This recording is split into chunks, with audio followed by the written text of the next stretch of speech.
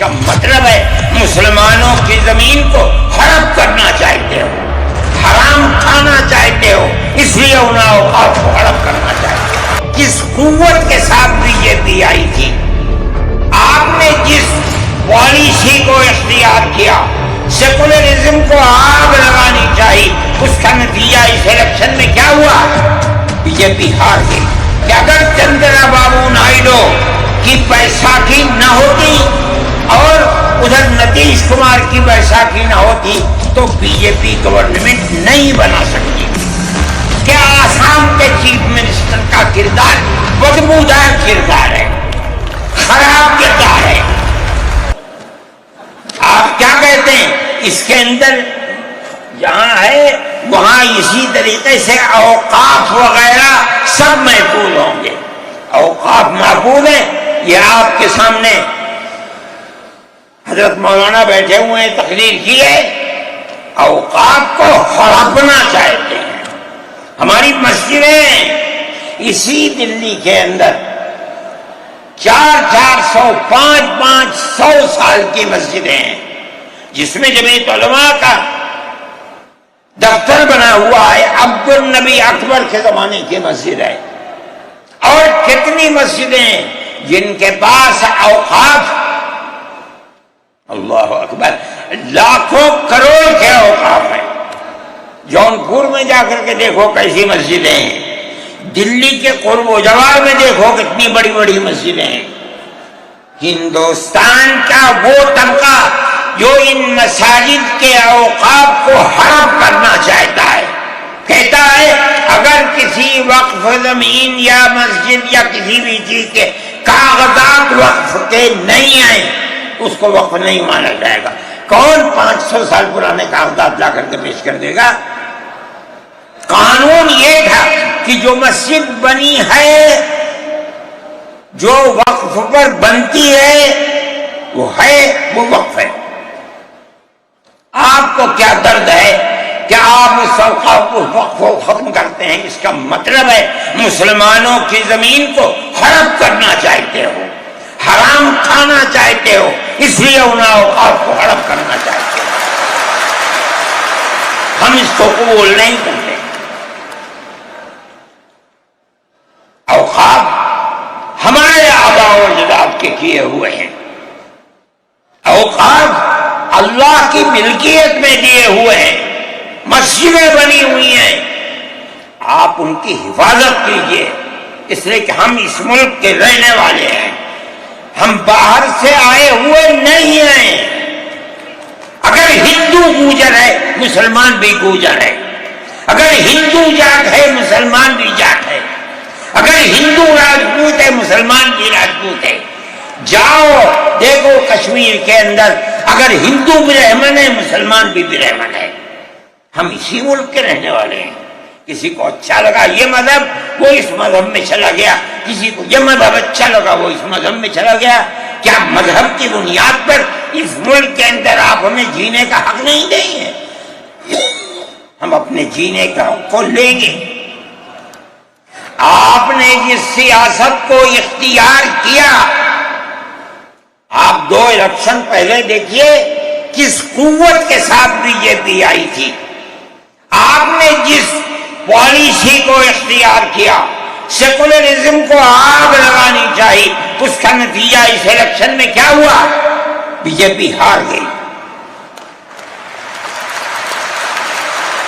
میں کہتا ہوں کہ اگر چندرا بابو نائیڈو کی بیساکھی نہ ہوتی اور ادھر نتیش کمار کی بیساکھی نہ ہوتی تو بی جے پی گورنمنٹ نہیں بنا سکتی تھی۔ کیوں ہوا؟ وہ جو 14 سال پہلے اتنی قوت کے ساتھ آئی تھی کہ لگتا تھا کسی دوسری جماعت کا چراغ ہی نہیں جل رہا ہے، وہ چراغ آج بجھ کیسے گیا؟ اس پالیسی کی وجہ سے۔ ملک کی پالیسی اگر بھائی بھائی کی ہوگی ملک زندہ رہے گا۔ ایک باپ کی اولاد 5 4 3 اگر پیار و محبت کے ساتھ رہیں گے وہ گھر آباد رہے گا، اگر دشمنی ہوگی سب برباد ہو جائیں گے۔ ہماری یہ پالیسی ہے کہ ہندو، مسلمان، سکھ، عیسائی سب ایک دوسرے کے ساتھ بھائی بھائی ہیں۔ آپ اس پالیسی کو کیوں مخالفت کرتے ہیں؟ ہم اسی طرح چلتے ہیں۔ جمعیت علماء ہند کا یہی کردار ہے، جمعیت علماء ہند آج بھی یہی کرتی ہے۔ میں نے ابھی چند مہینے ہوئے میوات کے اندر لوگ لٹ گئے، پس گئے، ان کو جمع کیا، ہم نے ان سب کو 1-1 لاکھ یا 2-2 لاکھ روپئے دیے جا کر کے، مسلمان بھی تھے، ہندو بھی تھے، ہم نے ان کو دیا، وہ خوش ہو گئے۔ ہم ہر سال تقریباً 1.5 کروڑ روپئے دیتے ہیں بچوں کو جو پڑھنے والے ہوتے ہیں، جو غریب ہوتے ہیں، اونچی تعلیم کے لیے۔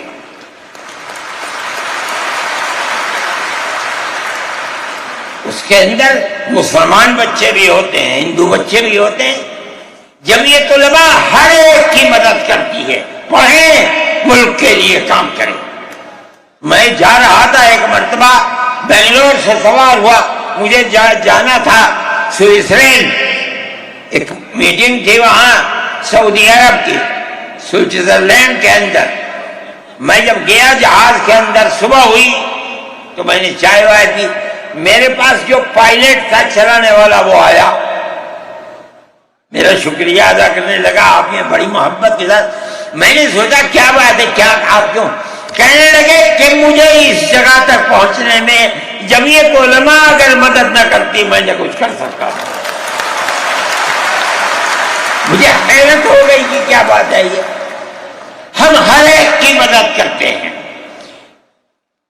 کیرلا کے اندر سیلاب آیا، لوگ لٹ گئے، مر گئے، ہم نے مکانات کی مرمت کی، ہم نے مکانات کو اثر نو بنوایا بھی، میں نے چابیاں بھی دی، اور تمام میڈیا نے اس کو دکھلایا۔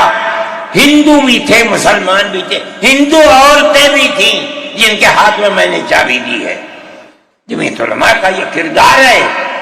ہمارے بزرگوں نے متحدہ قومیت کتابیں شائع کی ہیں، اس کا مطلب ہے کہ ہندوستان کی قوم مذہب کی بنیاد پر نہیں بٹے گی، جو ہندوستان میں رہتا ہے ان سب کی ایک ہی قوم ہے، مذہب کی بنیاد پر قومیں تقسیم نہیں ہوں گی۔ یہ ہمارا کردار ہے، ہم اس کردار پر زندہ ہیں اور اسی پر چلتے ہیں۔ صحیح ہے، یہ ملک کے اندر جو پالیسی چل رہی ہے کہ ان کو مار دو، ان کو گرا دو، ان کو، آسام کے اندر یہ پالیسی آج سے نہیں، سن 12 سے چل رہی ہے۔ جمعیت علماء تنہا جماعت ہے ملک کے اندر جو آسامیوں کے مسائل کو جانتی ہے۔ یہاں سے رہنے والے، ان کی زبان اور ہے، ان کا کلچر اور ہے، بہت دور ہے، دنیا کے آخر میں رہتے ہیں، کون جانتا ہے ان کے مسائل کو؟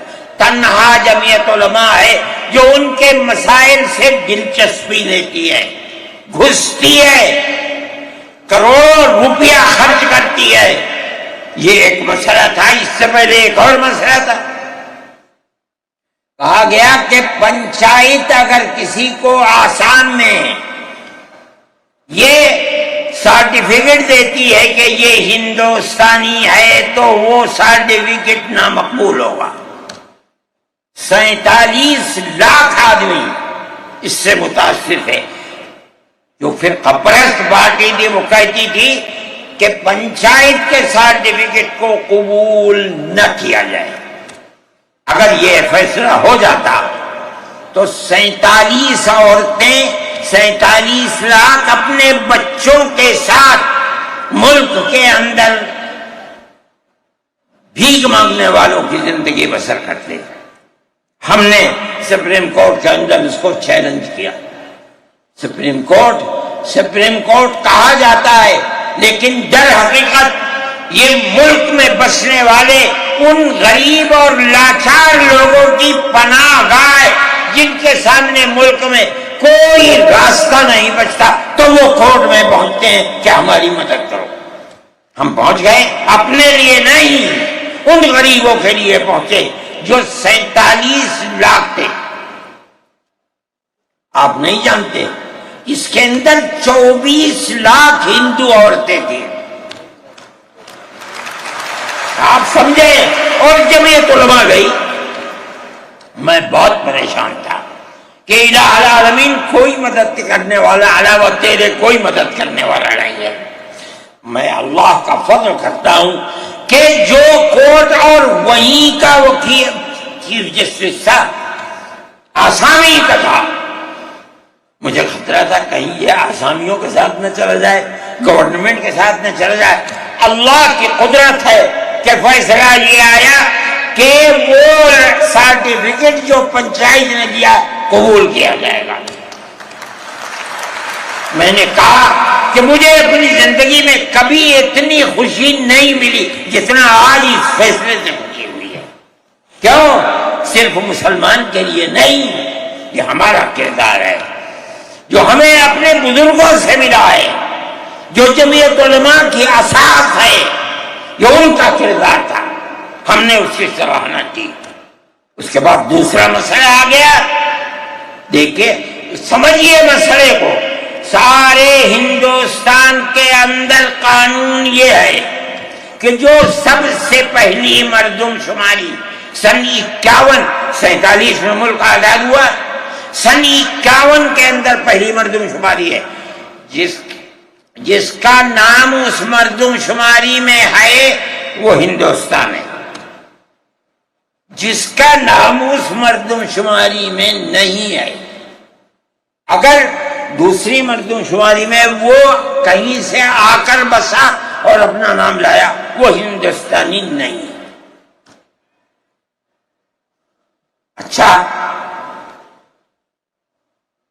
پاکستان ایک مغربی پاکستان تھا، ایک مشرقی پاکستان تھا۔ اندرا جی نے اپنے زمانے کے اندر تمام جھگڑوں کو ختم کرنے کے لیے مغربی پاکستان کو الگ، مشرقی پاکستان کو الگ کیا۔ جنگ ہوئی، مشرقی پاکستان ٹوٹ گیا اور بنگلہ دیش بن گیا۔ اس وقت بہت بڑی بمباری ہوئی دونوں ملکوں کے اندر، ادھر کے لوگ ادھر، ادھر کے لوگ ادھر، سب لوگ بیٹھے، راجو بیٹھے، بی جے پی بیٹھی، جو وہاں کی پارٹیاں تھیں صوبائی وہ بیٹھی، اور سب نے بیٹھ کر طے کیا کہ آسام کے اندر ہندوستانی ہونے کی دلیل سن 71 کی مردم شماری ہوگی، سارے ملک سے الگ۔ سارے ملک میں مردم شماری میں ہندوستانی ہونے کے لیے 51 کی ہے، مگر سب پارٹیوں کے دستخط ہیں اس کے اوپر۔ آسام کے اندر 51 نہیں 71 ہوگی۔ اب آپ دیکھیے، جو فرقہ پرست، اور میں کہتا ہوں ببانگ دول کہتا ہوں کہ آسام کے چیف منسٹر کا کردار بدبودار کردار ہے، خراب کردار ہے، مسلمان کو دفن کرنے کا کردار ہے۔ وہ یہ کہتا ہے کہ آسام کے سوا آسام کے اندر مردم شماری 71 نہیں، جیسے سارے ہندوستان میں 51 ہے، اسی طرح آسام کے اندر بھی 51 ہوگی۔ آپ سمجھتے ہیں اس کا اثر؟ آج اس کا اثر یہ ہوگا کہ اگر 71 ٹوٹ جائے اور 51 پر آ جائے تو آسام کے اندر 1.5 کروڑ بچے اور بڑے سب ہندوستان سے باہر ہو جائیں، کہاں جائیں گے؟ صرف مسلمان کی مخالفت، کھانا ہضم نہیں ہوتا ہے بغیر مسلمان کی بربادی کے۔ کوئی نہیں تھا، تنہا جمعیت علماء تھی۔ اس کے اندر بڑا کردار ہے مولانا مشتاق انور کا، جو جمعیت علماء آسام کے صدر ہیں۔ وہ میرے ساتھ شانہ بشانہ کھڑے رہے اور 12 سال سے زیادہ مقدمہ لڑا، کروڑوں روپیہ اس کے اوپر خرچ کیا گیا، یہ خدا کی قدرت ہے. آج آیا تو یہ طے کر دیا گیا کہ 51 نہیں، آسام میں 71 ہی بنیاد بنے گا. اس کا کیا مطلب ہے کہ آپ نے آسام کی 80 لاکھ کی آبادی کو زندہ کر دیا جو موت کے کنارے پر کھڑی ہوئی تھی.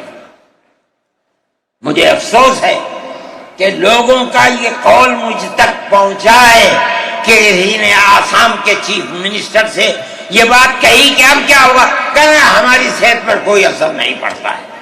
کیا مطلب ہے؟ ہم آسام میں مسلمانوں کو چین کا سانس نہیں لینے دیں گے. دیکھیں کب تک چلتے ہیں.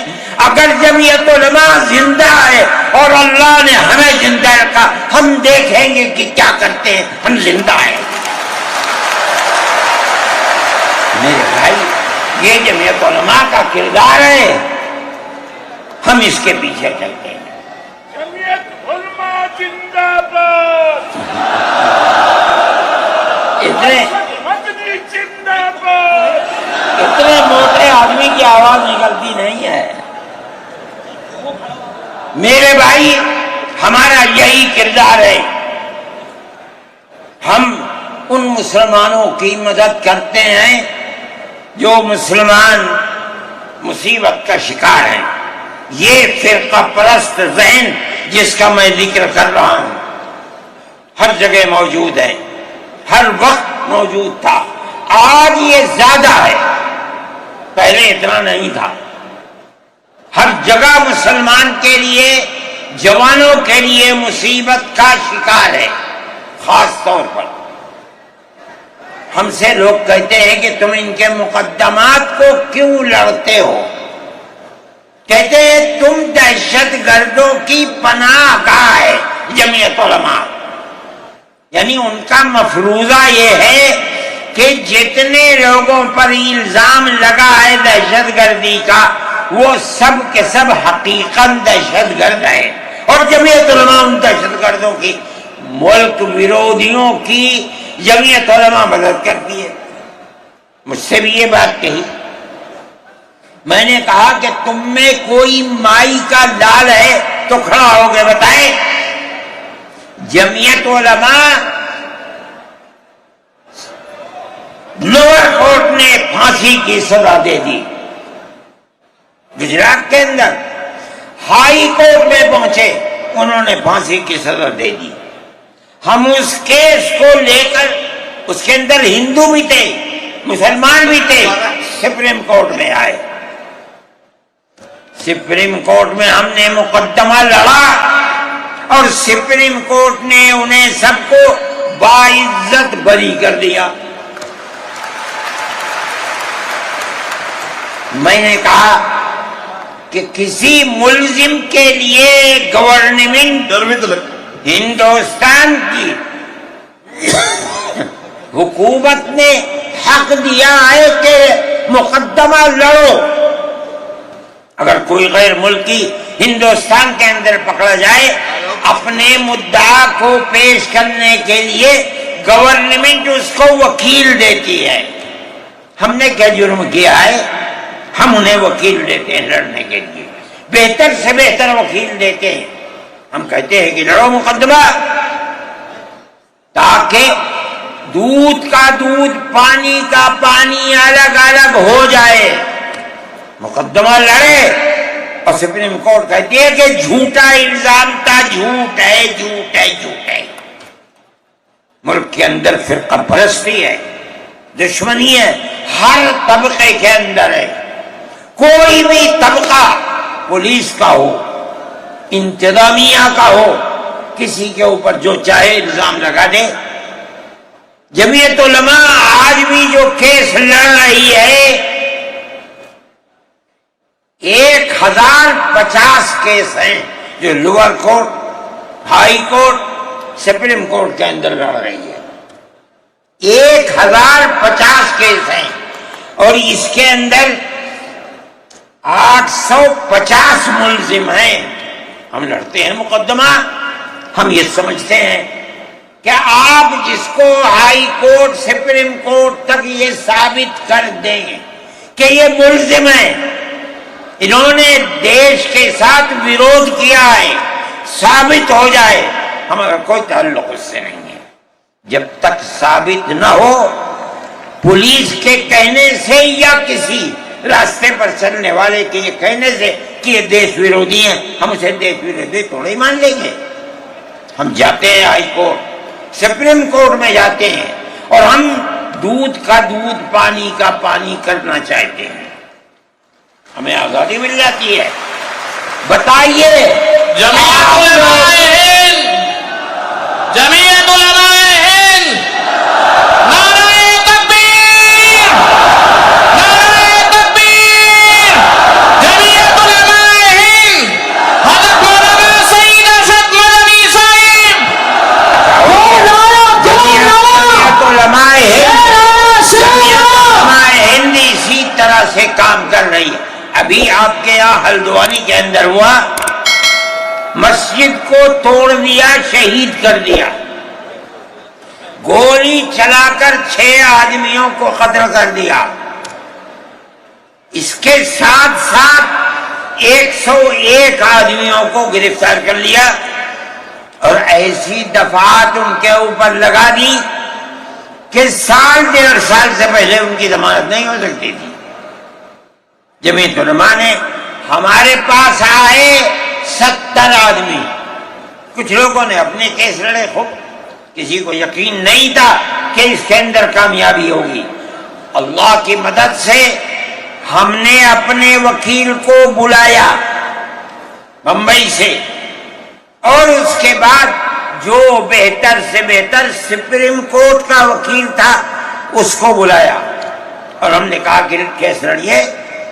5 پیشیاں ہوئیں اور وہ وہیں جاتا تھا ہائی کورٹ، نینی تال میں شاید ہائی کورٹ ہے، وہاں جاتا تھا، وہ اپنا محنتانہ پورا لیتا تھا۔ 2 پیشیاں ہوئیں آن لائن اور 3 پیشیوں میں وہ گیا وہاں وکیل، اور وہ ایک مہیلا تھی وکیل، مگر بہت بہترین وکیل تھی۔ انہوں نے اپنے کیس کو رکھا، اور ہندوستان میں میں نہیں جانتا ہوں جمعیت علماء اتنے کیسوں کو اتنے سال سے لڑ رہی ہے، بیک وقت 50 آدمیوں کی ضمانت ہو جائے، جن میں 6 عورتیں بھی تھیں۔ یہ پہلی مرتبہ ہوا۔ ہم یہ سمجھتے ہیں کہ یہ ہماری بہت بڑی کامیابی ہے، اللہ کا انعام ہے، اس کا فضل ہے۔ ہم لڑ رہے ہیں اسی طریقے کے اوپر۔ مدارس اسلامیہ، میرے بھائی، مدارس اسلامیہ اس ملک کے مذہبی اعتبار سے جان ہے۔ جمعیت علماء ہمیشہ سے یہ بات کہتی تھی کہ مدارس ام المدارس دارالعلوم دیوبند ہے۔ حضرت نانوتوی رحمت اللہ علیہ نے جو دستور بنایا، وہ دستور یہ تھا کہ کسی گورنمنٹ سے کوئی مدد نہیں لی جائے گی۔ المؤمن ينظر بنور اللہ، یہ ان کے دل کے اندر ایک بات آئی۔ میں کہتا ہوں کہ اگر یہ بات نہ ہوتی اور حکومتوں سے پیسے لے لے کر مدارس چلتے، آج ان مدارس کی جان نکل چکی ہوتی۔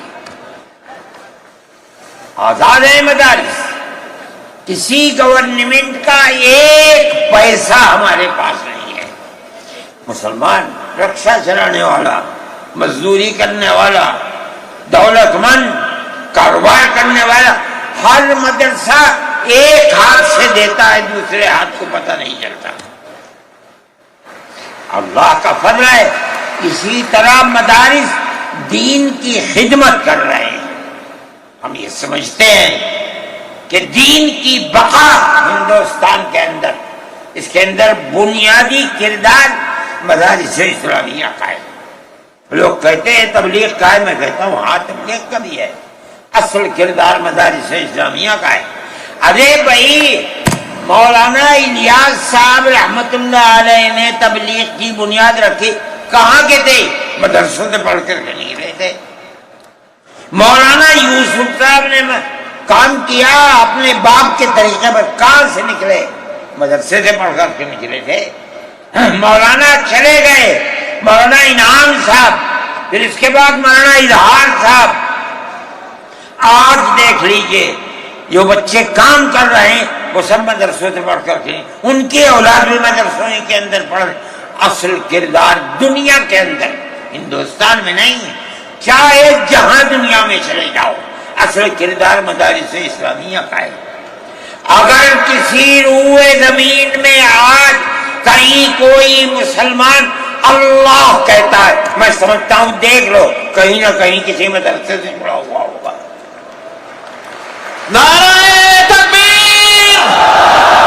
مدارس اسلامیہ! ہندوستان! ہندوستان! زندہ باد! آئین کا محافظ کون ہے؟ ارشد مدنی! ارشد مدنی! آئین کا محافظ کون ہے؟ ارشد مدنی! ارشد مدنی! مدارس اسلامیہ کا یہ کردار ہے. اسلام کو پھلتا پھولتا دیکھیں، یہ ان سے برداشت نہیں ہوتا. مگر یاد رکھیں کہ اللہ کا یہ چراغ نہیں بجھے گا، اسے بجھانے والے بجھ جائیں گے. نعرہ تکبیر! آج سے نہیں 1400 سال سے اسلام کی یہی تصویر ہے کہ یطفئون نور اللہ بافواہہم ویأبی اللہ الا ان یتم نورہ. اللہ کے چراغ کو پھونک سے بجھانا چاہتے ہیں، اللہ انکار کرتا نہیں، یہ چراغ مکمل ہو کر کے رہے گا. میرے بھائی، فرقہ پرست ذہنیت جو کرنا چاہتی ہے، اللہ چاہے گا تو یہ نہیں ہوگا. مسلمان اسی ماحول کے اندر زندہ ہے، زندہ رہے گا، اور اسی طرح اس ملک کے اندر اسلام کا، اس ملک کے اندر بھی اسلام کا چراغ چلتا رہے گا. میرے بھائی، میں یہ باتیں اس لیے کہہ رہا ہوں کہ آپ کے اندر حوصلہ ہونا چاہیے، لیکن امن و امان کو مت جانے دیجیے. مسلمان مر جائے ٹھیک ہے، مگر امن و امان ختم نہیں ہونا چاہیے. میں نے، ٹھیک ہے، اسلام کو نہیں مانتا آدمی، اللہ کو نہیں مانتا، اللہ کو برا بھلا کہتا ہے. ہمارے آقا ہمارے سر اور آنکھوں پر ان کے جوتے ہیں، ہم ان کو اللہ کے بعد دوسری شخصیت سمجھتے ہیں. جو نہیں مانتا وہ ان کو برا بھلا کہتا ہے، کہے، لیکن نقض امن کے لیے کہے، ہم یہ سمجھتے ہیں کہ ہندوستان کے قانون کے خلاف ہے. یہ فرقہ پرستی ہے کہ اس کو تو نظر بند کر دیا جائے، کسی جگہ چھپا دیا جائے، اور وہ جو احتجاج کریں ان سے جیلوں کو بھر دیا جائے. ہم سمجھتے ہیں کہ یہ خود ایسا کرنے والوں کی فرقہ پرستی ہے، ہم اس کو قبول نہیں کرتے. اس لیے میرے بھائی، آنے والے دنوں کے اندر یہ بات طے ہوگی کہ اس سلسلے کے اندر کیا کیا جائے. ہم اس کو نقض امن سمجھتے ہیں. آپ ایسا کرنے والوں پر نقض امن کی بنیاد نہ بنائیں، اور وہ جو گھروں سے باہر نکلے ان پر نقض امن کی بنیاد. آج بنگلور کے اندر جو یہ واقعہ 3 سال پہلے ہوا تھا، جو کرنے والا تھا وہ آزاد پھر رہا ہے، اور میں سمجھتا ہوں کہ 63 یا 64 لوگ 3 سال سے جیلوں کے اندر کھڑے ہوئے ہیں، صرف اس لیے کہ جو نقض امن کرنے والا ہے اسے تو آپ نے آزاد چھوڑ دیا، اور جو احتجاج کرنے والے تھے ان سے آپ کو جیل میں بھر دیا. ہم اس چیز کو اس ملک کے امن کے خلاف سمجھتے ہیں. میرے بھائی، بلڈوزر چلانا یہ بھی ایک چیز تھی. آپ قانون کے خلاف ہونے پر بلڈوزر چلاتے ہیں، چاہے ہندو کا گھر ہو، چاہے مسلمان کا گھر ہو، چاہے عیسائی کا گھر ہو، ہم اسے بھی برا سمجھتے ہیں. آپ نوٹس دیجئے, چند دن کی مہلت دیجئے. کل آپ نے نوٹس لگایا, آج لگا دیں, خراب ہے. لیکن آپ دیکھ لیجئے 95% گھر مسلمانوں کے ہیں. پوری روڈ کے اوپر جہاں مکانات کہتے ہیں کہ اپنی جگہ سے بڑے ہوئے ہیں, مسلمانوں کے بھی ہیں, ہندوؤں کے بھی مکانات ہیں. آپ صرف مسلمان کے مکان توڑ دیں.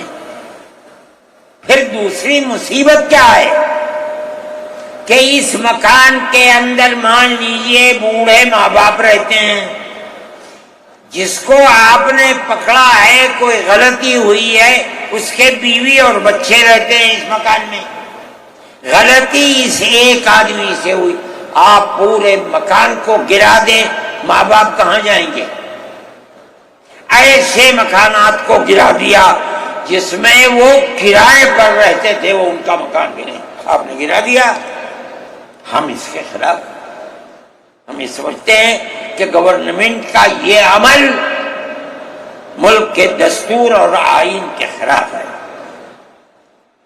اس لیے جمعیت علماء ان تمام چیزوں کے اوپر نکیر کرتی ہے, اور ہم یہ سمجھتے ہیں کہ اگر یہ ملک زندہ رہے گا تو اخوت و ہمدردی اور پیار و محبت کے ساتھ زندہ رہے گا. جمعیت علماء کی یہ پالیسی ہے, ہم سب کو ساتھ لے کر چلتے ہیں, کسی کی مخالفت نہیں. یہ پنڈت جی بیٹھے تھے, شاید چلے گئے, تھک کے آئے, اس سنجے کو گئے کہ اتنا بڑا ٹیکا لگا ہوا ہے. کہنے لگا میں تو آیا ہوں جلسے میں شریک ہوں گا. میں نے کہا کوئی دیکھے گا تو کیا کہے گا؟ لگا جی کہنے دے جو چاہے کہے, میرے تعلقات سب سے ہیں, میں ہر ایک سے اپنے تعلقات, چاہے کوئی ہندو ہو چاہے مسلمان ہو. میں نے اپنے بچپن میں دیکھا ہے کہ حضرت رحمت اللہ علیہ کے پاس ہندو بھی آتے تھے, مسلمان بھی آتے تھے.